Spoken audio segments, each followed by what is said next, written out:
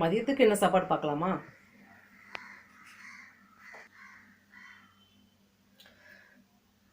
முருங்கைக்கீரை,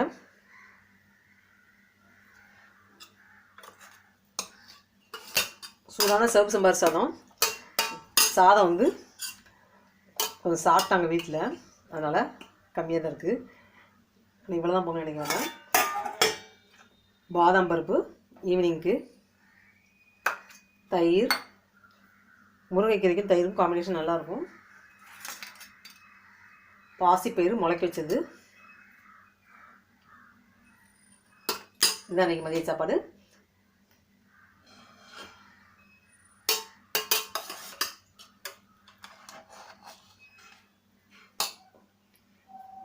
நாளைக்கு வேறு வீடியோவில் மதியத்துக்கு என்ன சாப்பாடுன்னு பார்க்கலாம். ஆதிராஜ் சேனலை லைக் பண்ணுங்கள், சப்ஸ்கிரைப் பண்ணுங்கள்.